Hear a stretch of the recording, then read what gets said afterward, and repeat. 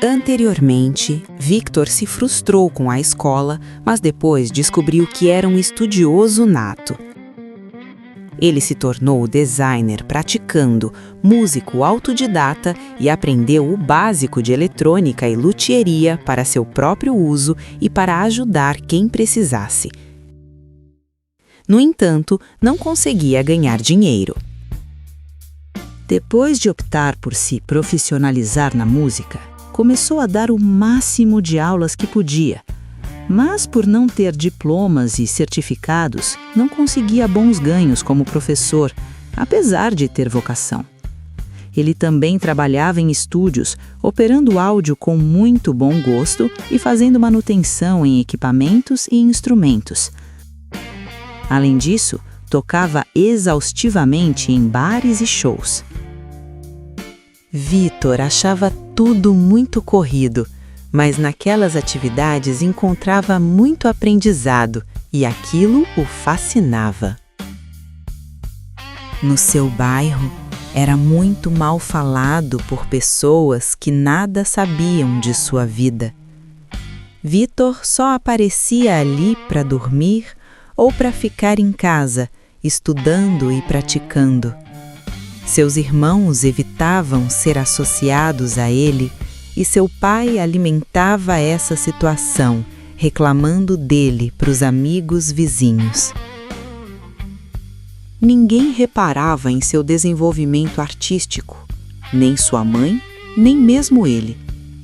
Foi só quando começou a ter o reconhecimento de outras pessoas, e muito tempo depois, que começou a se permitir considerar esse aspecto em si mesmo. Ele não se importava muito com a precariedade de sua situação financeira, desde que pudesse desenvolver sua arte e seus estudos sobre assuntos desnecessários, como seu filho resumiu muito mais tarde. Foi com Diana, sua primeira namorada importante, que Victor se deu conta de como era necessário ter dinheiro. Ela era linda, gostava de viajar, de ir a shows, a bares, e até certo ponto Victor queria estar junto. Para ele era sofrível. As atrações e os espetáculos comuns, apesar de não serem os mais vulgares, eram de péssimo gosto. Estavam totalmente contaminados com política, controle social ou modas imbecilizantes. Operavam em uma faixa vibracional que, se a pessoa não estivesse doutrinada, não entenderia nada e acharia tudo um contrassenso grotesco e desnecessário. Esse era o caso de Victor. O pior é que ele não sabia disso.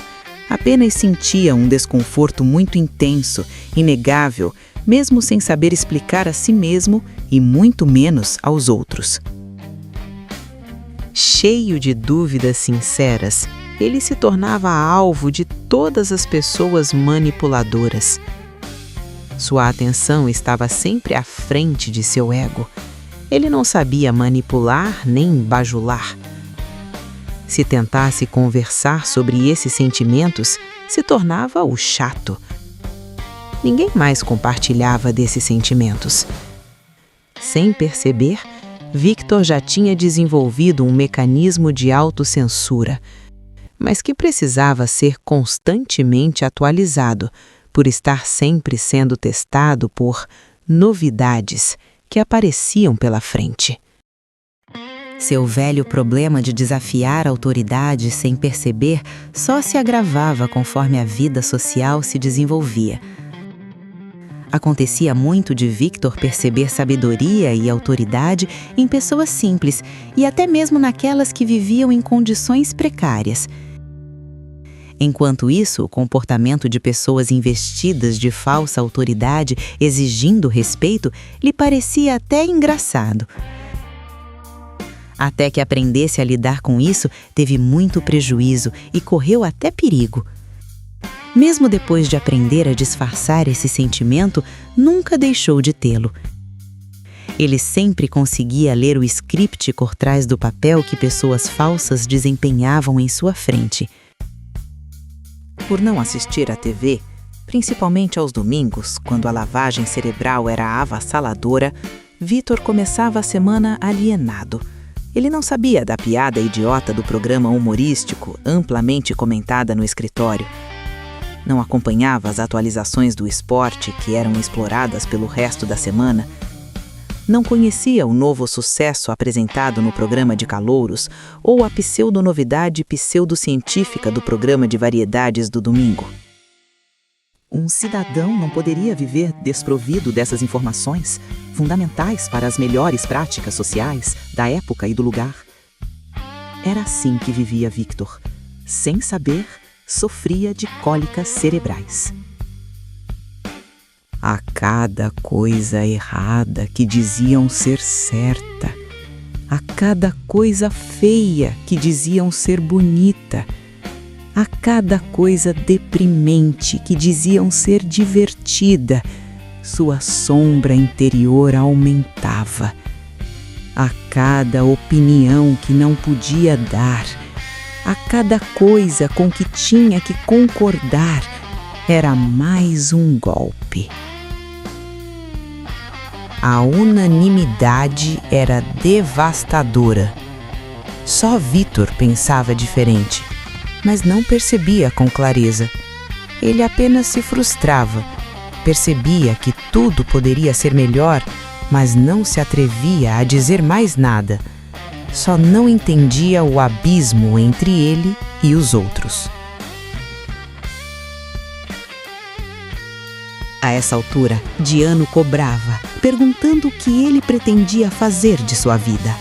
Ela queria que ele fizesse uma programação e, quando ele fazia, ela passava a cobrá-lo insistentemente. A cada vez, cobrava mais e mais atitudes que reforçavam o controle dela sobre ele.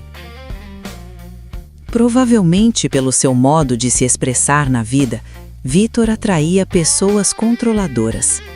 Desde a infância em casa e até aprender a se afastar delas, sempre tinha alguém ao seu lado querendo dizer como ele tinha que viver.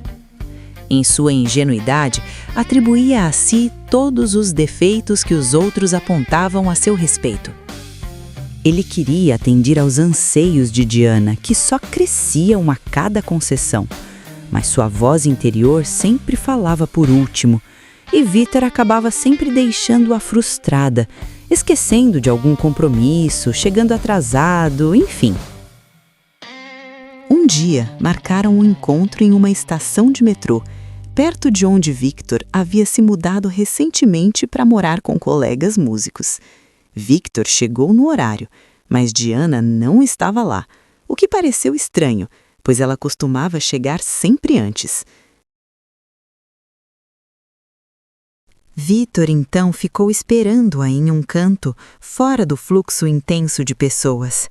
Ao lado dele, uma garota parecia fazer o mesmo, esperando alguém para um encontro.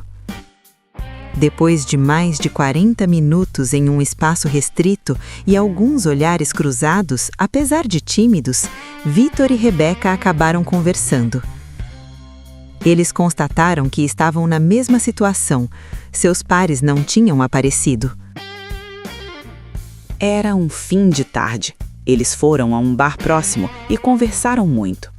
Rebeca era muito formal, de uma educação muito rígida e se divertia muito com a simplicidade de Victor. Ao mesmo tempo, percebia sua inteligência em detalhes sutis de seu comportamento.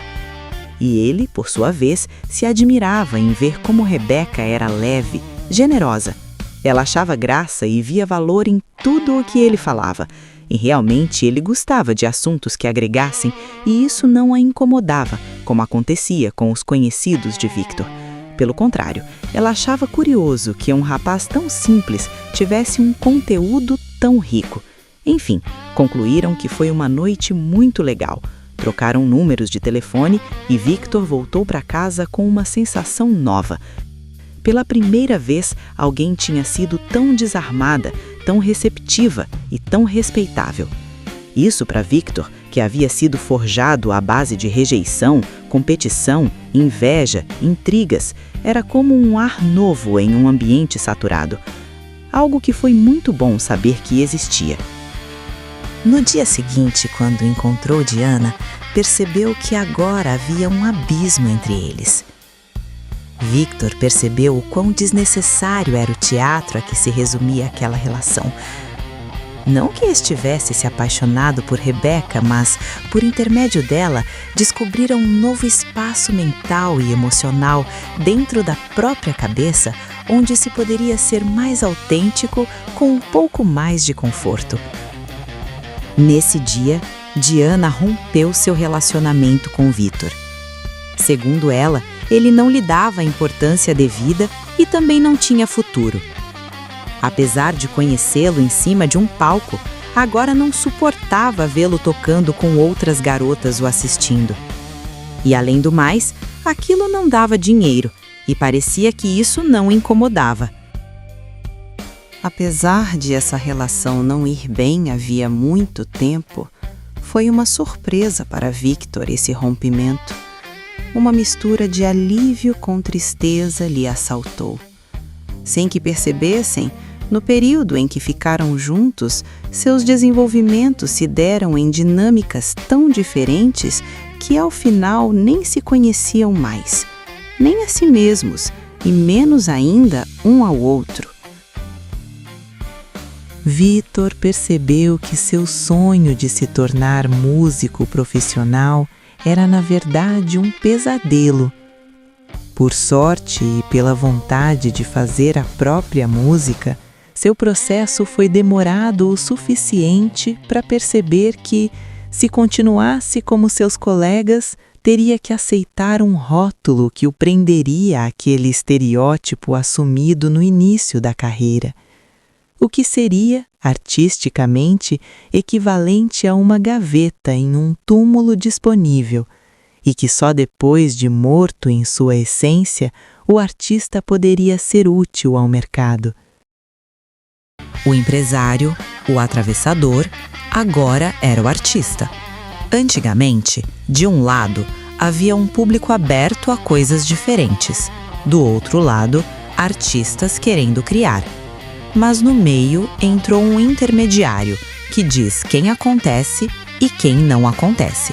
E que, para garantir uma gestão contábil para o seu negócio, aleija o produtor e abusa do consumidor, sendo que ele não é nenhum nem outro. Victor quis emburrecer, esquecer tudo que o fez perder o gosto inicial pela música.